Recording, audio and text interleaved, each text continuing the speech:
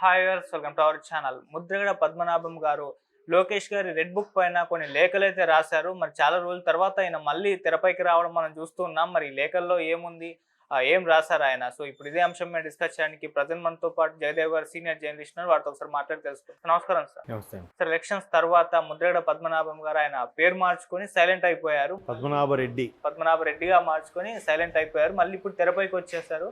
So Lokesh గారు red book పైన కొన్ని లేఖలు రాశారు కూటమి ప్రభుత్వానికి అని చెప్పేసి వార్తలు వినిపిస్తున్నాయి. మరి ఆయన లేఖల్లో ఏముంది, ఏం పేర్కొంటున్నారు, మరి ఆయన గురించి ఏం చెప్తారు సార్? పద్మనాభరెడ్డి గారిని ఆల్మోస్ట్ ఆల్ మర్చిపోకుండా ఉండడం కోసం, మనుగడ కోసం ఈ విధంగా లేఖలు రాస్తున్నారేమో అని అనుకుంటున్నాను. సహజం. ఇప్పుడు ఆయన ఎలక్షన్స్ ముందు కూడా బీజేపీలో చేరుతారు, జనసేనలోకి వెళ్తారు, టీడీపీలోకి రావాలని ప్రయత్నిస్తున్నారు, అవ్వట్లేదు. లోకేష్ గారు పాదయాత్ర వెళ్ళినప్పుడు కొంతమంది అనుచరులను పంపించి మాట్లాడించారు, అవ్వలేదు అని ఇలాంటి రకరకాల వార్తలు మనం సోషల్ మీడియాలో చూసాం. ఎట్టకేలకు ఎవరు ఇది అవ్వకపోతే మరలా వైసీపీలోకి వెళ్ళబోతున్నాను, భారీ కాన్వాయ్తో వెళ్ళి వైసీపీలో చేరిక, ముద్రగడ వాళ్ళ అబ్బాయి ఇద్దరూ వెళ్తే ఒకరికి ఎంపీ ఒకరికి ఎమ్మెల్యే పదవి సీట్ ఇస్తారు, ఆ పర్టికులర్ నియోజకవర్గం నుంచి పోటీ చేస్తారు. ఈ వార్తలు.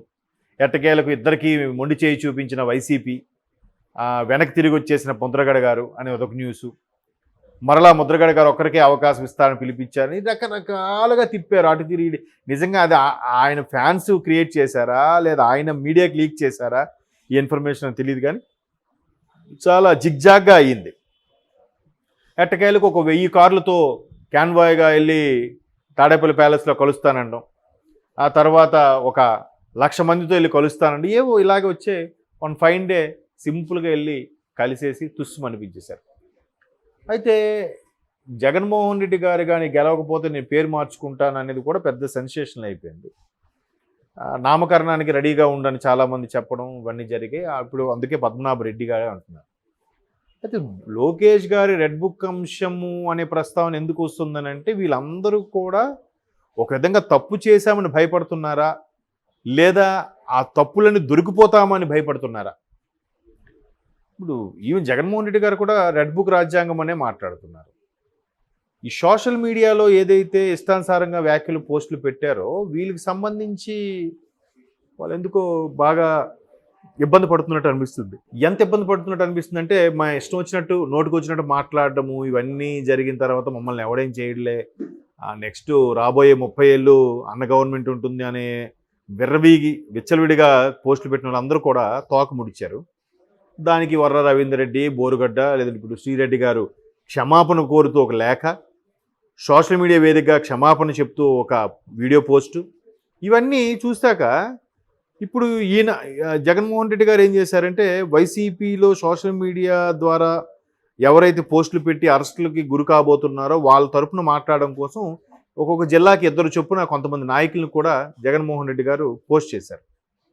సో అలాగే కొంతమంది నాయకులను పెట్టినప్పుడు మన శ్రీకాకుళంకి మాజీ మంత్రి అప్పలరాజు గారు, అలాగే మన వంగ గీత గారు ఇక్కడ గోదావరి జిల్లాలకి, అలాగే రకరకాలుగా నాకు పేర్లు సరిగ్గా గుర్తు రావట్లేదు, ఒక్కొక్క జిల్లాలో ఒక్కొక్క ఫెమిలియర్ మాజీ ఎమ్మెల్యేలను తీసుకొని సోషల్ మీడియాలో అగ్రెసివ్గా చేసిన వాళ్ళకి అండగా మీరు నిలబడండి, అవసరమైతే న్యాయపరమైన సపోర్ట్ కూడా మీరు ఇవ్వాలి అన్నట్టుగా అధినేత జగన్మోహన్ రెడ్డి గారి ఆదేశాల అనుసారం వాళ్ళు నడుచుకుంటున్నారు.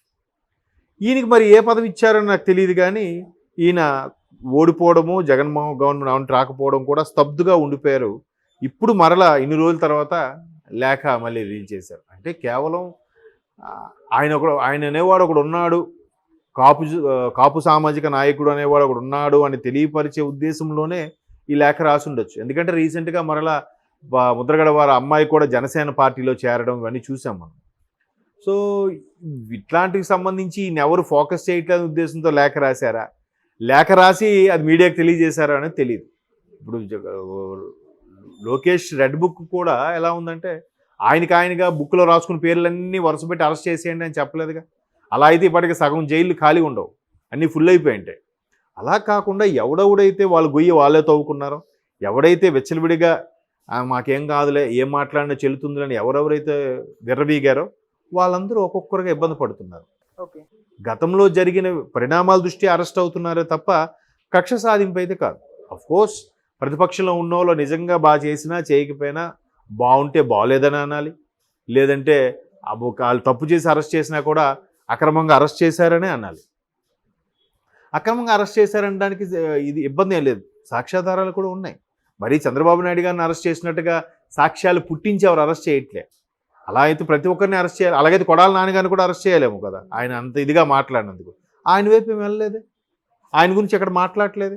లేకపోతే ఆయన గురించి అరెస్ట్ వారెంట్ ఇష్యూ అయ్యింది, లేదంటే పోలీసులు అరెస్ట్ చేయబోతున్నారు, అలాంటివి ఏం జరగలేదు కదా. ఆయన మానే ఉన్నాడు. వంశీ ఆయన పని ఆయన ఉన్నాడు. అనిల్ కుమార్ యాదవ్ అలాగే ఉన్నాడు. రోజా గారు అలాగే ఉన్నారు. వీళ్ళందరూ ఎవరు మానాన్ని వాళ్ళు ఉన్నారు కదా. వీళ్ళకే ఎందుకు చేస్తున్నారంటే వీళ్ళు మితిమీరిన కామెంట్స్తో, మితిమీరిన థంబ్నెయిల్స్తో ఇబ్బందికర పరిస్థితులు సృష్టించడం.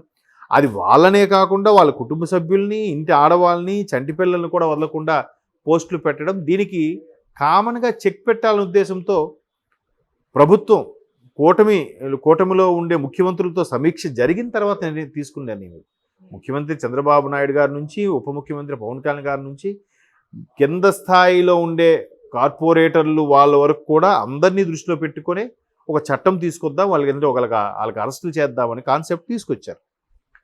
సో అలా తీసుకొచ్చినప్పుడు ఒక్కొక్కరు ఏ విధంగా స్పందిస్తున్నారు, ఇదవుతున్నారు. బట్ ఈయన కూడా వైసీపీలో ఉన్నానని చెప్పుకునేందుకు ఏదోటి స్పందించాలి కాబట్టి లేఖ రాశారేమో నా అభిప్రాయం. అంతకు మించి అందులో ఏమీ లేదు. అలా అనుకుంటే మరి గతంలో తుని దగ్గర రైలు రోకో జరిగినప్పుడు, కాపు సామాజిక వర్గం దృష్ట్యా రైలు రోకో జరిగినప్పుడు చాలామంది ఇబ్బంది పడ్డారు. దానికి మెయిన్గా ఇతను హౌస్ అరెస్ట్ అయ్యాడు. అతను రెచ్చగొట్టడం వల్లే చాలామంది ఇదయ్యారని చెప్పి ఇప్పటికీ కొంతమంది కాపు సామాజిక సోదరులు ఇప్పటికీ కేసులు ఎదుర్కొంటూనే ఉన్నారు. మరి అలా అక్కడ చూస్తే ఈయన సేఫ్ జోన్లో ఉన్నాడుగా. నిజంగా కూటమి ప్రభుత్వం కక్ష సాధింపుగా చేయాలనుకుంటే ఈయన కూడా లోపల వేయచ్చు కదా, అట్లా చేయలేరు కదా.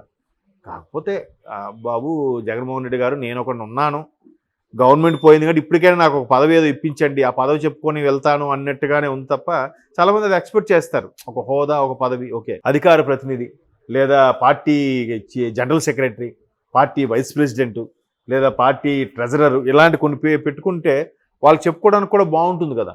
సో అటువంటిది వైసీపీ నుంచి కానీ జగన్మోహన్ రెడ్డి గారి నుంచి ఏవైనా ఆశిస్తున్నారేమో, అందుకు నేనంటూ ఒకడు ఉన్నానని చెప్పి పోస్ట్ పెడుతున్నట్టుగా అనిపించిందే తప్ప ఇంట్లో అందరికి తెలియదు ఏముంది. రెడ్ బుక్ రాజ్యాంగం అని ప్రతి ఒక్కరు విమర్శిస్తున్నదే. ఎప్పుడూ పేరు నోరెత్తని లోకేష్ గారి పేరెత్తడానికి ఇష్టపడి మాజీ ముఖ్యమంత్రి జగన్మోహన్ రెడ్డి గారే లోకేష్ గారి పేరు ఎత్తున్నారు. మరి ఈయన ఎత్తి లేవనెత్తి విషయం చెప్పడానికి ఏముంది. దాంతోపాటు ఏమంటే సూపర్ 6 ఏవైతే చెప్పారో అవి అమలుపరచట్లేదు, లేదంటే ఇంకేదో చేయట్లేదు, ఏవో రకరకాలు చెప్తారు.